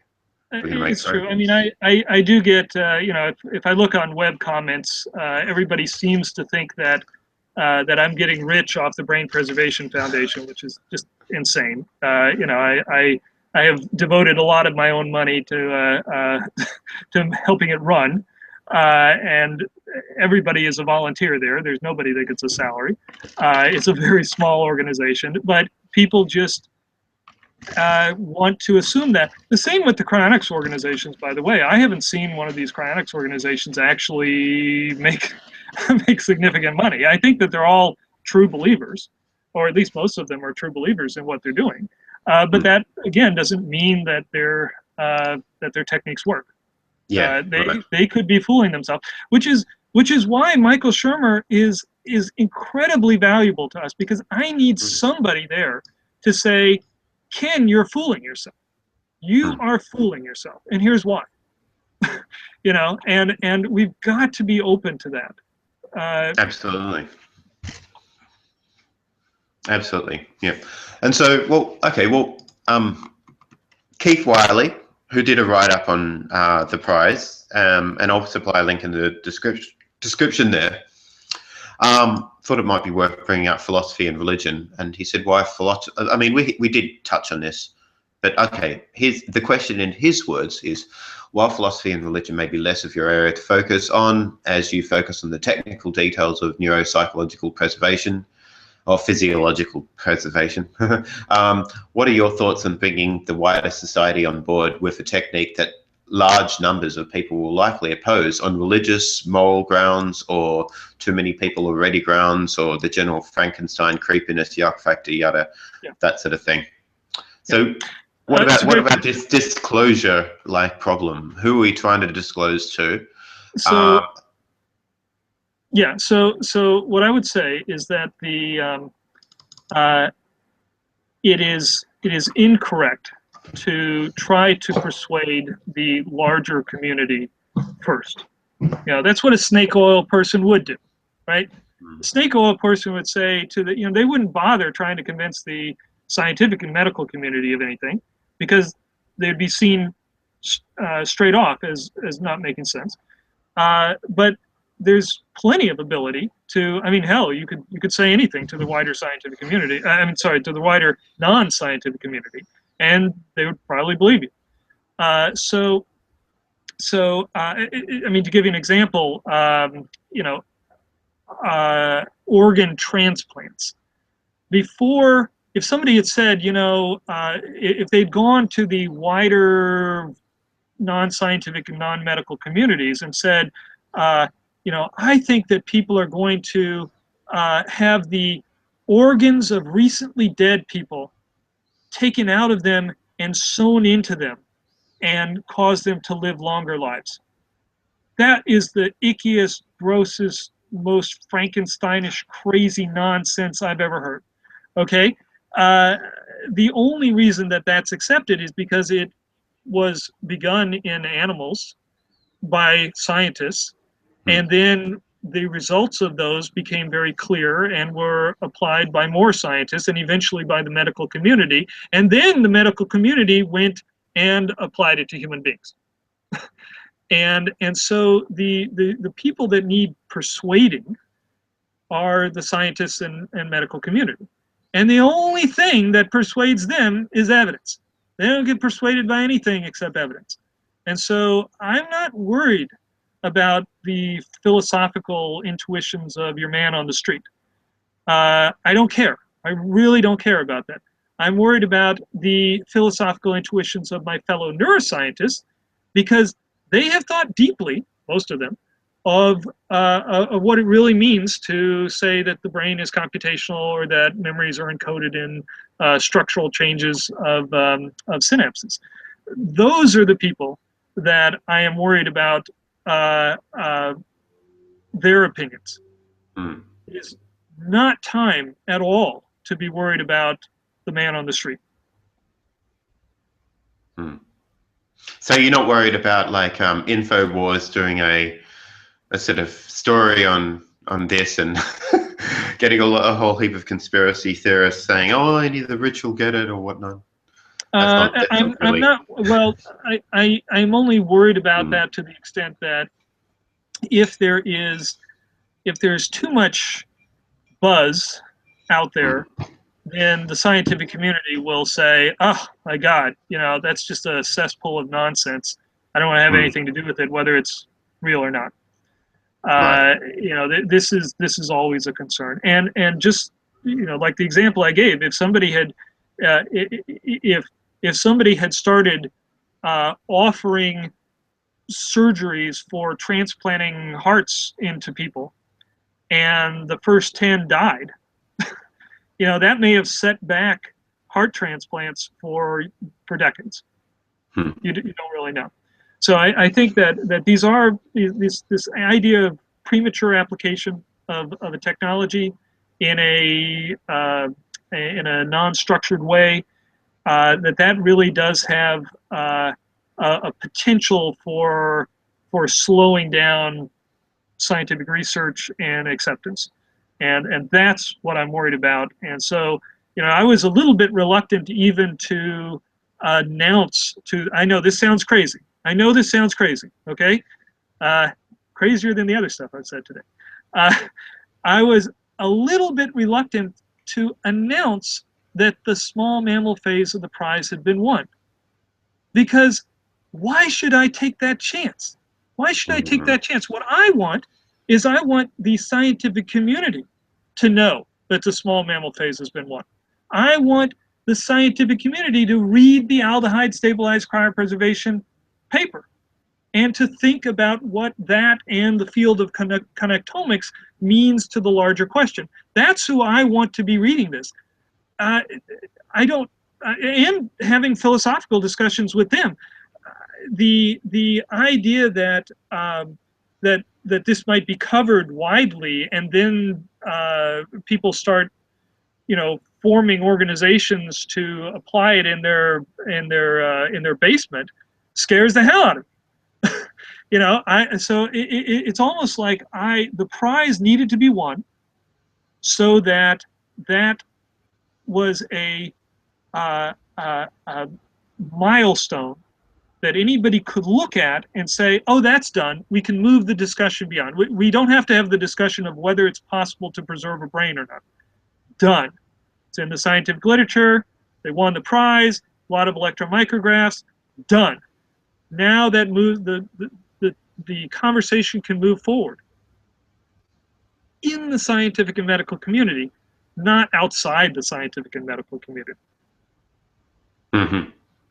Okay, so sure. Well, I mean, like, there's a lot of people out there.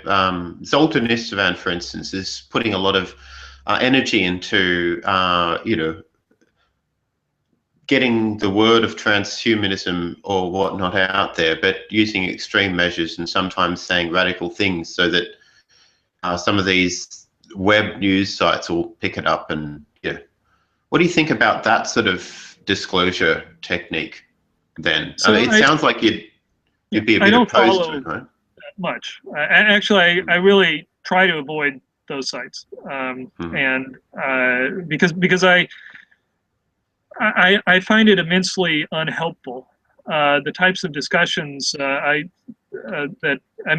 always come back to it's like the first thing that somebody says is, I doubt that the brain works by computation.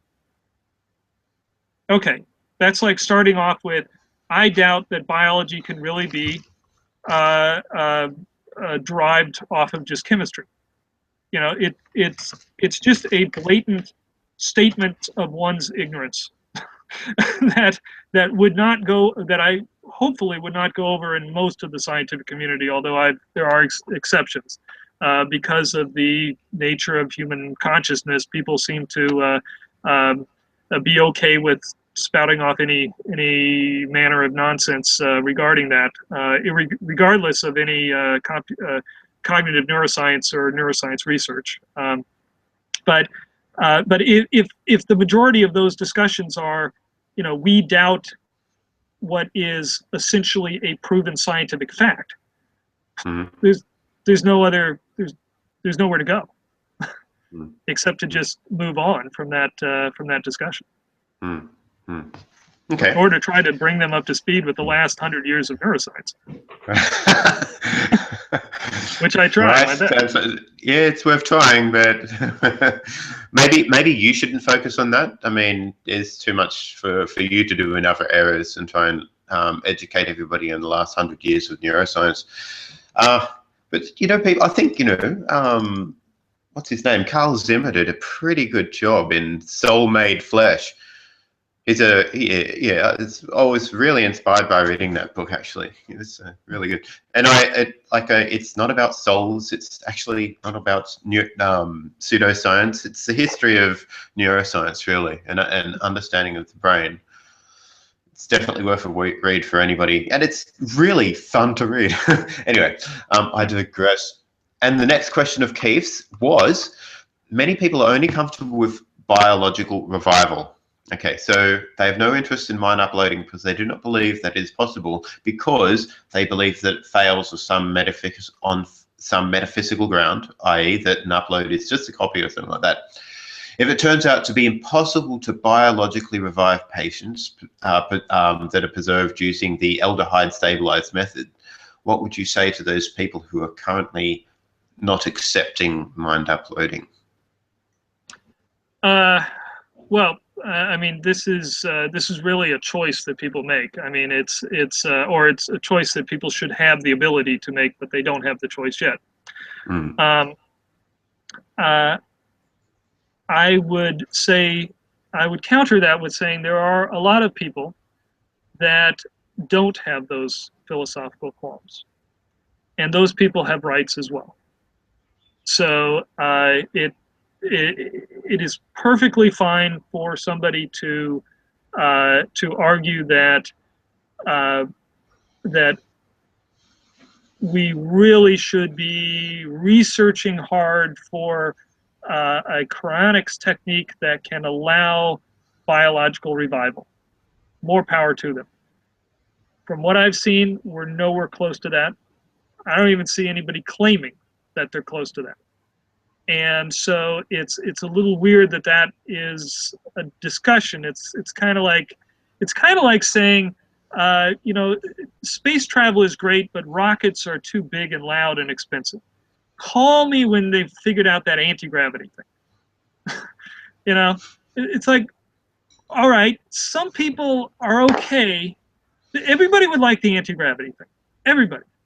But some people are not ready to wait until anti-gravity is created, if it's possible, and we're perfectly fine with doing rockets. And so somebody like Elon Musk says it's rockets, and and we're going to double down and triple down on that, and that's probably how we're going to colonize Mars. Cool. So, but what about for people who? I don't know how you'd test that the aldehyde stabilized method would never work for reviving people biologically without actually testing the revival process and having the technology to do justice to that. So the thing is that I have to admit, that it is at least theoretically possible. Anything is theoretically possible, just about. Right. Is at least theoretically possible to revive somebody after they've been perfused with aldehyde. Okay, it would require chemically going in and breaking covalent bonds and basically rebuilding them at the molecular level. But of course, people have talked about that as a possible technology, nanotechnology, molecular nanotechnology, building somebody back again. The thing to point out is that essentially that is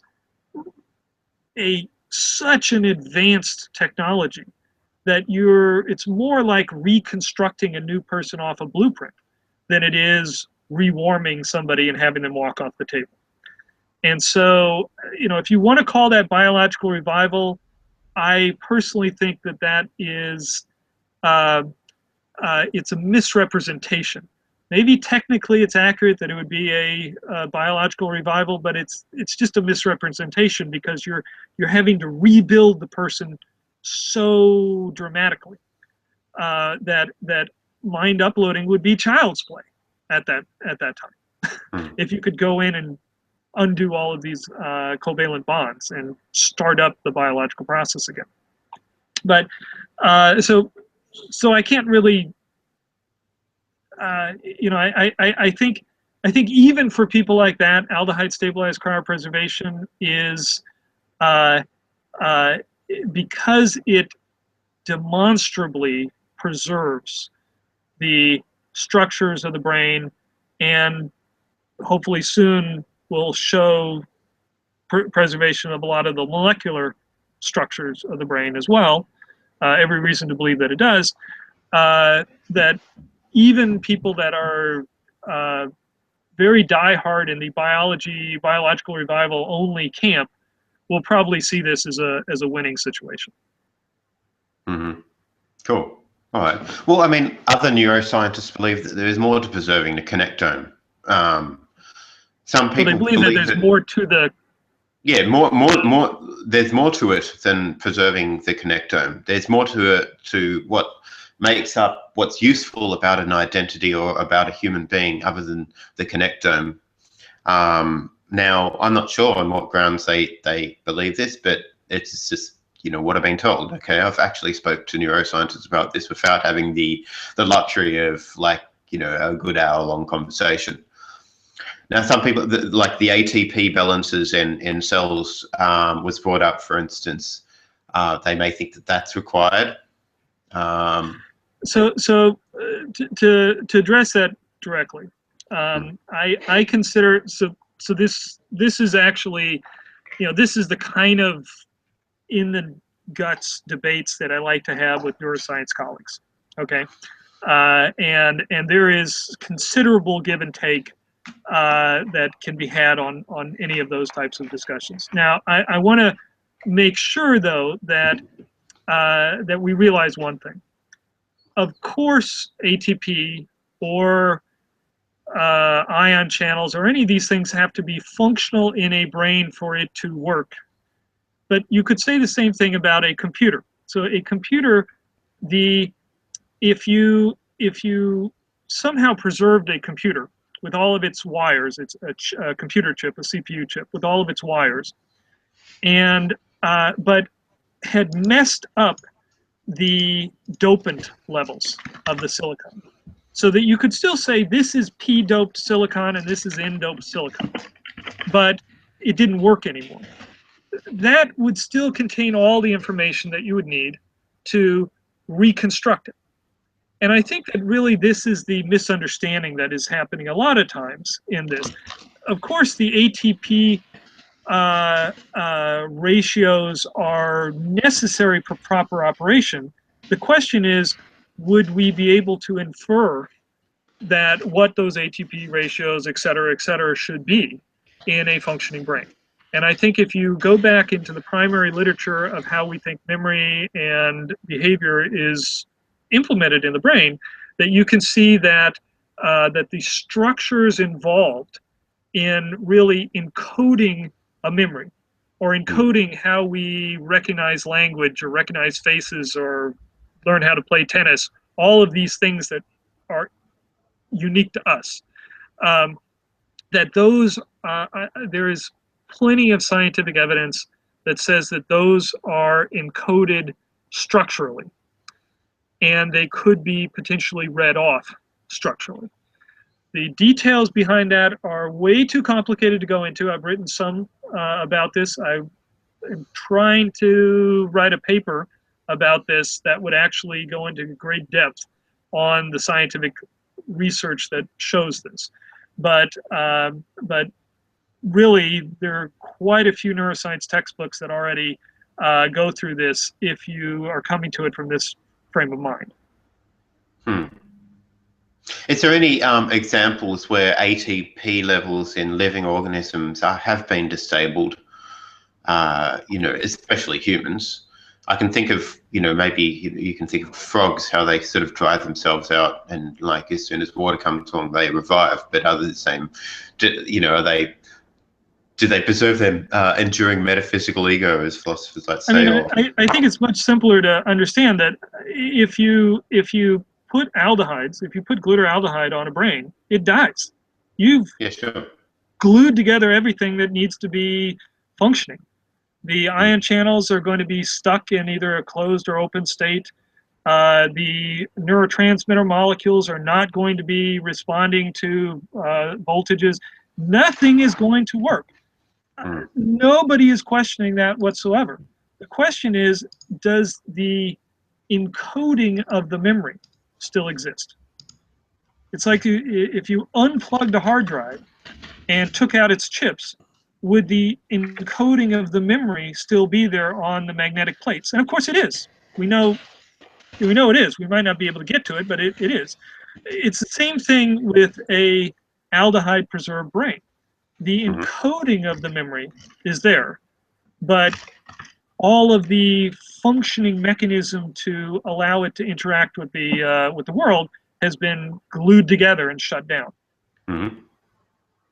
So it becomes an information problem, and so the standard revival that I imagine is slicing the brain up into thousands and thousands of pieces, imaging those at nanometer scale, somewhat like we do with small scale organisms today, tracing all of those connections in a computer and simulating it in a computer that would simulate the proper ATP ratios and the opening and closing of ion channels and the neurotransmitter release, or would simulate it at least at some level of abstraction that might not need all of that gory detail. That whatever level of abstraction is necessary to actually reconstitute the memory and behavior of the original organism. And this is a debate that should this is a wonderful debate that should go on within the scientific community. Okay. Lastly, I think that's wow. I think we've actually gotten through all the questions. So what you're saying is that we don't need a continuum of ATP levels or ion channels firings. And so, like the example of the drowned child that was sort of preserved in very cold water and sort of woken up later, there was probably like a minute amount of brain activity, maybe.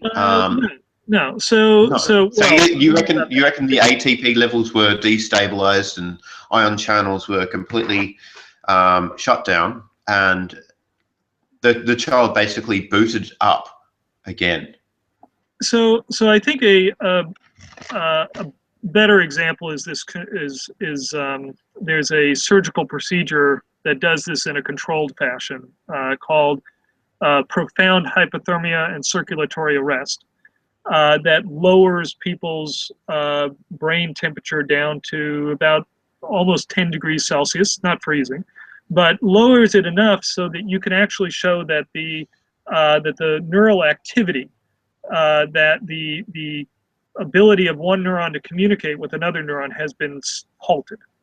Okay, that is a surgical procedure that people have undergone for several decades, and they come back out of it.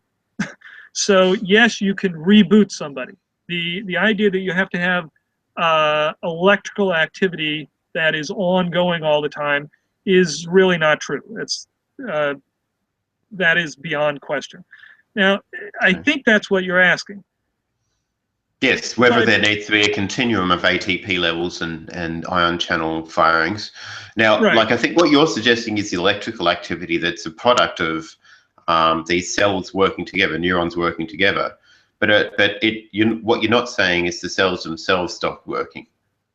That's right, and let me come back to the 0.5 millimeter thick hippocampal slice experiment, where that 0.5 millimeter thick hippocampus slice was, this is open peer-reviewed literature, that hippocampal slice was brought down to minus 135 degrees Celsius. It was solid. There wasn't any activity, right? And it was brought back up, and LTP experiments were done on it. The neural tissue can reboot itself. Now, I want to be very clear, though, that this is an argument for standard cryonics, perhaps. It is not an argument for aldehyde-stabilized cryopreservation, because the aldehydes, they glue up stuff in a way that is not going to be reversed. So it is a totally different argument that has to be made. It has to be made at an information level, that the information is still there even though it's glued together. Maybe so Robert McIntyre, the lead author of this scientific research, he has an analogy that he uses. He says if you take a book and immerse the book in plastic resin and have it solidify, you're never opening that book again. But if it doesn't dissolve the ink, you can know that the information of the book is still there. And you could imagine in the future slicing it up, reading off the characters, and printing out a new book. This is really the analogy of aldehyde stabilized cryopreservation. The stuff in the brain that is encoding in a static way, our memories and behavior and personality, that's what's being preserved. But all the machinery that allows it to be live, that is completely glued together and is never going to be alive again. Fantastic. All right. Well, I said I'd only take like 1 hour of your time, and now it's like 2 hours and 7 minutes. But that's been a very fascinating conversation once again, Kenneth. And I'm really looking forward to seeing what the scientific, how the scientific community takes this paper and what it does with it. Whether it just reacts to it or whether it uses it as a springboard for more research in relevant areas, whether they'll accept it or completely ignore it. Right. Okay. So if it does ignore it, I mean, is it just worth doing exactly the same thing, or some of an organization doing it again under slightly different conditions, and then most scientific breakthroughs are ignored at first. This is part for the course. People should be absolutely not surprised if this one paper does not cause a revolution. What would be great is if a few more research labs start to replicate the results and try to push beyond them, and that can build into a eventual movement that will lead to medical application. I really don't think anybody should try to sensationalize this or make it seem like it should cause a revolution overnight. It is an important milestone that has been met, but it is not a milestone that is so fantastic that everybody should start, converting their basement to preserving people, for God's sake. Yeah, that would be ludicrous. Excellent. Yes. Well, thanks again, and that's been amazing. I'm looking forward to seeing how this unfolds. Certainly, Kenneth. So I'm looking forward to maybe seeing you at a conference sometime in the future. Is there any coming up that you're going to be attending or presenting at? Not that I know of, but I'm trying to just keep my head down a little bit and concentrate on the science. Fair enough. Yep. I might see if I can ping Michael Shermer. He gave me an interview before. Maybe he'll do it again and see what he has to say. So he might. Awesome. He might. He will have no problem skewering me or anybody else on a whatever you skewer people with if he sees something that is wrong. So that's all right. Yeah. You can expect honest opinions from him. Yes, fantastic. Well, thanks very much, and thanks all the viewers and listeners. It's been a long interview again, but all the more fascinating. And there's just so much to say in this area. I'm sure we could have went on for another 4 hours like last time, but it's been fantastic once again, and I hope to do it again sometime. Me too. Thanks. Thank you. Speak again. Cheers. Bye.